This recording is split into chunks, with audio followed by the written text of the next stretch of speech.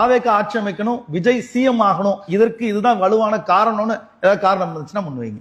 ஊழல் நடக்காது விஜய் ஆட்சியில, அது மட்டும் தெரியும். சரி, அழகான டாபிக் வந்துட்டீங்க. எத்தனை ஆண்டுகளா விஜய் திரைப்படத்துறையில் இருக்காரு?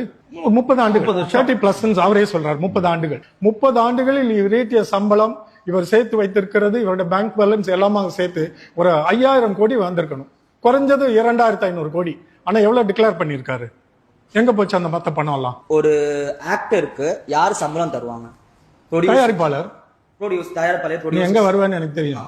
அதுக்கு என்கிட்ட இருக்கு. டைரக்டா பாத்தீங்கன்னா சன் பிக்சர்ஸ் அவங்களா இருக்காங்க. உதயநிதினே சொல்லு, ரெட் ஜெயண்ட்னு. ரெட் ஜெயண்ட் இருக்காங்களா சார்? ஆமா. அப்ப அவங்க உதயநிதி ஊழலை பத்தி பேசினாரா? நான் தூயவான் உதயநிதி சொன்னாரா? நான் தூய கட்சின்னு சொன்னாரா? தூய கட்சின்னு சொன்னது யாரு? நான் தூயவான்னு சொன்னது யாரு? தூய சக்தி. உடனே அமைதி ஆகிற இவ்வளவு நேரம் உடனே பதில் சொன்ன. நான் தூயவன், ஊழல் செய்ய மாட்டேன், ஒரு பைசா வாங்க மாட்டேன், யாரையும் வாங்க விட மாட்டேன். இவர் வாங்கின கருப்பு பணத்துக்கு என்ன பொருள்? இப்போ நான் காசு கொடுத்தானே சார் ஒருத்தன் வாங்குவாங்க. அப்ப அவங்களுக்கு எப்படி சார் காசு வருதுன்னு கேட்கலாம் சார். ப்ரொடியூசர்ஸ் சன் பிக்சர்ஸ் கேட்ட கேள்வி உனக்கு விளங்குச்சா? தன்னை தூயவான் என்றும் தன் கட்சி தூய கட்சி என்றும் ஊழலே செய்ய மாட்டேன், யாரையும் வாங்க விட மாட்டேன்னு சொன்னவரு இதுவரைக்கும் செய்த ஊழலுக்கு சொல்லியிருக்காரா? விளக்கம் சொல்லியிருக்காரா? ரஜினிகாந்த் சொன்னாரு, உங்களுக்கு தெரியுமா? ஆமா, நான் கருப்பு பணம் வாங்கியிருக்கேன். அது உங்க விஜய் ஏன் சொல்ல துணியல? என்ன தூய கட்சி, என்ன ஊழல்? சரி சார், அப்போ இவர் கட்சி ஆரம்பிக்கிறதுக்கு அப்புறம் நான் இந்த மாதிரி கரப்ஷன் ஒழிப்பேன். அப்ப வாங்கினதுக்கு என்ன கணக்கு சார்? அதே மாதிரி அப்ப மினிஸ்டர்ஸ் கூட ரூலிங் பார்ட்டில அப்ப நீங்க மாற்றம் இல்ல. அப்ப நீங்க மாற்றம் இல்லை சார். இதுக்கப்புறம் அவங்க ஊழல் செய்தார்கள், நீங்களும் ஊழல் செய்கிறீர்கள். ஊழல் சினி ஃபீல்டு பாலிடிக்ஸ் வேற தானே சார். இப்போ ஒரு பொலிட்டிக்ஸ் ஒரு சர்வீஸ் பண்ற ஒரு பர்சன் வந்து கரப்ஷன் பாலிடிக்ஸ் வேற. நீங்க பாலிடிக்ஸ் வந்துட்டீங்களே, அதான் சார். அப்ப சினி ஃபீல்ட்ல பண்ண கவர்மெண்ட் என்னோட பணம் பண்ண மாட்டாங்க. உன் பணத்தையும் சேர்த்தா விஜய் திருடி இருக்காரு. சரி, என் காசு தான் திருடுறானு. என் காசையும் திருடலாம், நான் கேட்க தானே செய்வேன். என் காசை தான் அவர் படத்துக்கு மூலமா இன்டைரக்டா திருடுறாருன்னு வச்சுப்போம். ஒரு ஆக்டர் நடிச்சு திருடுறது ஒரு கம்மியான ஒரு தண்டனையா? ஒரு சர்வீஸ்ல இருக்கிற ஒரு மினிஸ்டர் திருடுறது ஒரு கம்மியான தண்டனையா சார்?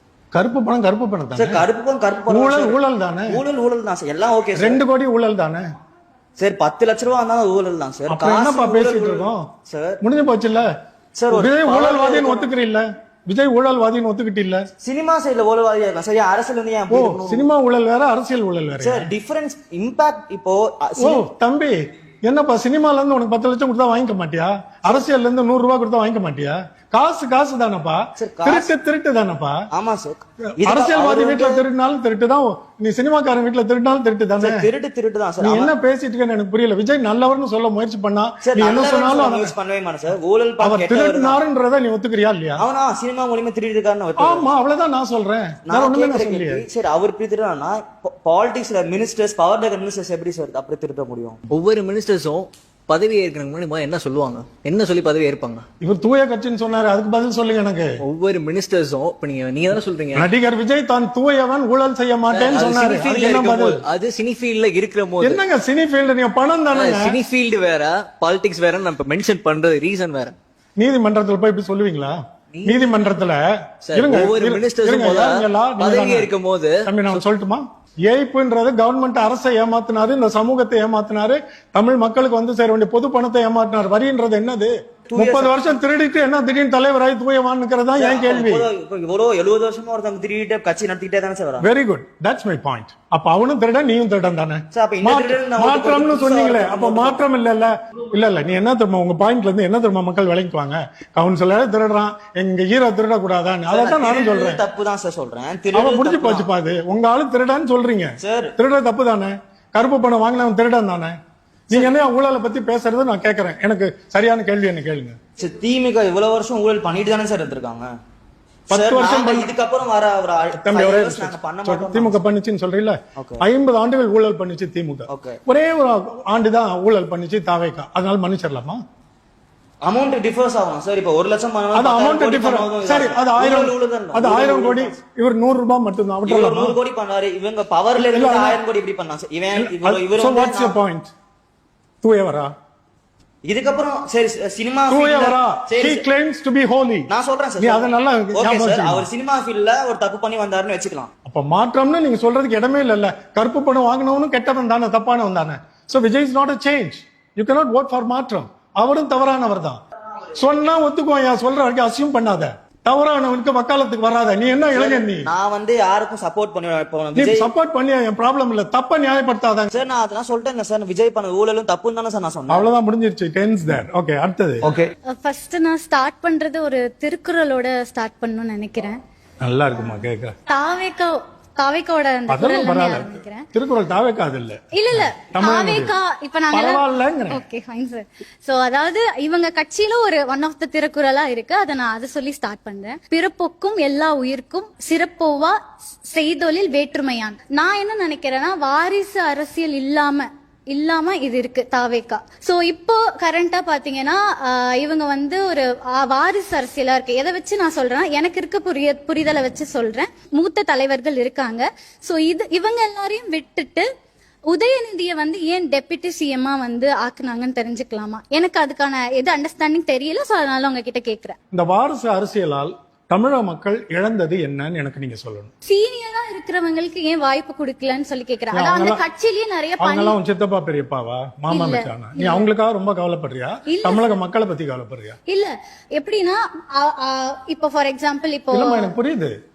உனக்கு என்ன பிரச்சனைன்னு நான் கேக்குறேன். உனக்கு என்ன? எனக்கு தமிழ் சமூகம் நீ. இப்ப நீ நானும் ஒரு சமூகம். நமக்கு என்ன பிரச்சனை? என்ன இழப்பு? எனக்கு வந்து என்னன்னா, ஏன் மற்றவங்க இல்ல சார், நான் எப்படி கேக்குறேன்னா, அவங்களுக்கு ஒரு பதவி புரியுதேடா, அவங்களுக்கான வாய்ப்பு இல்லையோன்னு தோணுது. அவங்களுக்குள்ளே இருக்கு. அந்த கட்சியில இருக்க 4 வயசானவங்களை பத்தி தான் உன் பிரச்சனையா தமிழ்நாட்டுக்கு? அவனுக்கு பதவி கிடைச்சா கிடைக்கலன்னா உனக்கு எனக்கு என்னம்மா? அப்படி இல்ல சார், நான் அப்படி சொல்ல வரல. பின்ன என்னதான் சொல்ல வர? எல்லாருக்குமே வாய்ப்பு கொடுக்கணும் இல்லையா? வெளியே தெரியாது சார். அது பாருமா, எது நமக்கெல்லாம் இப்ப பிரச்சனை? எங்க வாக்களிக்க போறோம்? அங்க வயசான துரைமுருகன் வெல்லணும் நம்ம வாக்களிக்க போறோம்? தமிழ்நாட்டுக்கு ஏதாவது நல்லது நடந்துடாதா? இந்த கல்வி தொடர்ந்து நல்லபடியா நடக்காதா? சுகாதாரம் கிடைக்காதா? மருத்துவம் கிடைக்காதா? வேலை வாய்ப்பு கிடைக்காதா? இதுதானே சமூக பிரச்சனை.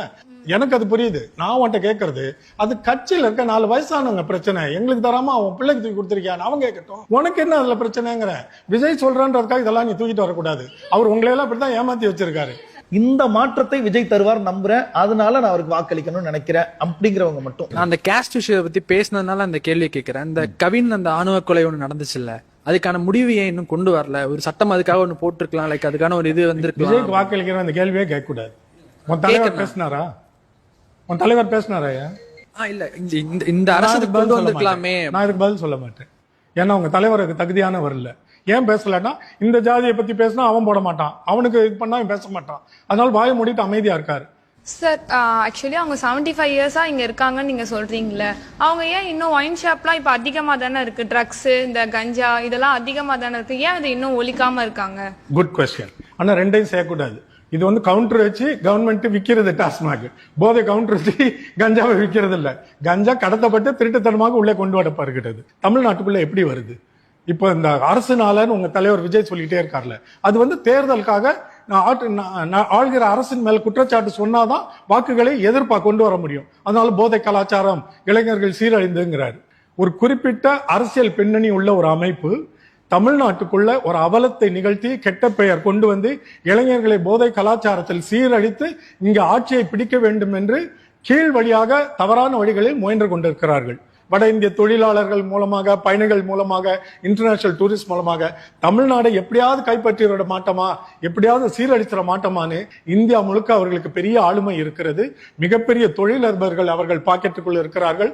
இதையெல்லாம் தாண்டி இவ்வளவாவது கண்ட்ரோல்குள்ள வைக்க முடியுதுன்னு நாங்கெல்லாம் வந்து பாராட்டி ஸ்டாலின் ஐயா பின்னாடி, சீஃப் மினிஸ்டர் பின்னாடி நின்றுட்டு இருக்கிறோம். நம்ம ஊருக்குள்ள பீகார் தொழிலாளர்கள், உத்தரப்பிரதேசல இருந்து தொழிலாளர்களா வந்துட்டு இருக்காங்கன்னு மட்டும் நீங்க நினைக்கிறீங்க. அதுல பெரும்பாலானவர்கள் உண்மையான தொழிலாளர்கள் வந்து நல்ல முறையில சம்பாதித்து உழைத்து குடும்பத்துக்கு அனுப்பிட்டு இருக்கான். அதுக்குள்ள இந்த கூட்டமும் இருக்குது. உங்களுக்கு யாருன்னு தெரியாது, நமக்கு தெரியாது. இதை போராடி தடுத்து நிறுத்தி தினந்தோறும் அவங்களை பிடிச்சி அவங்க மாநிலத்துக்கு திரும்ப அனுப்பி சிறைக்குள்ள கைது பண்ணி போட்டு பல வேலைகளை அரசு செய்து கொண்டு இருக்கிறது. உள்ள திணிக்கிறவன் ரொம்ப பெரிய வல்லமை உள்ள ஒரு கூட்டம். அது யாருன்னு நீங்க பார்த்து அதுக்கான வழிகளை கண்டுபிடிச்சு அரசுக்கு உதவுறதை விட்டுட்டு அதை அரசியல் தேர்தலுக்கு கொண்டு வந்து நிறுத்தினீங்கன்னா தமிழ்நாடு முன்னேறாது. டாஸ்மாக் அரசாங்கம் முதல்ல தனியார்களுக்கு ஏலம் விட்டுட்டு தனியார்கள் தான் கடன் நடத்திட்டு இருந்தாங்க. என்னோட மிக நெருங்கிய நண்பர்கள் டி நகர்ல ஒரு பெரிய ஷாப் வச்சுட்டு இருந்தான். ஜெயலலிதா அம்மா பார்த்தாங்க, இது என்ன இவனுங்க எல்லாம் சம்பாரிச்சிட்டு இருக்குது, இது அரசுக்கு வருமானம் ஆக்கிடுவோம்னு சொல்லி தனியாருக்கு எடுத்துட்டு அரசுக்கே எடுத்துக்கிச்சு. அவங்க தான் கொண்டு வந்தாங்க டாஸ்மாக். தமிழ்நாடு அதுதான் டாஸ்மாக், TASMACன்ற அப்ரிவியேஷன், அது அக்ரோனிம். அதை வச்சு அரசே இந்த வருமானத்தை எடுத்துக்கிட்டா அதை மக்கள் நலத்திட்டங்களுக்கு கொண்டு போலாமேன்னு கொண்டு வந்தாங்க. எடப்பாடி முதல்வர் ஆகிறது வந்து 2வது முறை அதிமுக ஆட்சி. அந்த தேர்தல்ல திமுக கொடுத்த வாக்குறுதி என்ன தெரியுமா? மதுவை ஒழிப்போம், நோ டாஸ்மாக். திமுக தோத்துருச்சு. எதுக்குங்க மதுவை ஒழிக்கணும்? நான் உங்களுக்கு நல்ல வாக்குறுதியும் கொடுப்பேன், என்ன நீங்க தோக்கடிப்பீங்க, உங்களுக்கு டாஸ்மாக நான் காலி பண்ணுமா? என்ன ஜெயிக்க வைங்க, நான் அதை ஒன்னும் தொடமாட்டேன்னு சொன்னாரு. இப்ப டாஸ்மாக் நடந்துட்டு இருக்கு. இது யார் காரணம் நினைக்கிறீங்க? நம்ம தானே. திமுக அரசு சொல்லிச்சு டாஸ்மாக ஒழிப்பேன், கடையை மூடுவேன்னு. தோக்கடிச்சிட்டீங்களே, ஜெயலலிதாக்கு வாக்களிச்சிங்களே. அதனால ஒரு டாஸ்மாக திறந்து வச்சிருக்காரு. நீங்க இவ்வளவு உணர்ச்சி வசப்படுறீங்களா? உங்க தலைவர்கிட்ட போய் கேட்டீங்களா? ஏன் எவ்வளவு பேச்சு பேசுற, பிறப்புக்கும் எல்லா உயிருக்குங்கிற, டாஸ்மாக மூடுவேன் ஏன் சொல்லன்னு கேட்கிற துணிவு இருக்கா உனக்கு? சினிமாவில் பார்த்து ஏமாந்து போனவங்க எல்லாம் இந்த மாதிரி மற்றவங்களை பார்த்து விரல நீட்டாதீங்க. நீங்க எவ்வளவு பெரிய குற்றங்கள் உங்க தலைவர் ஒரு பாதி பண்றாருன்னா நீங்க அதோட பெரிய தவறுகள் பண்ணிட்டு இருக்கிறீங்க. உங்களுடைய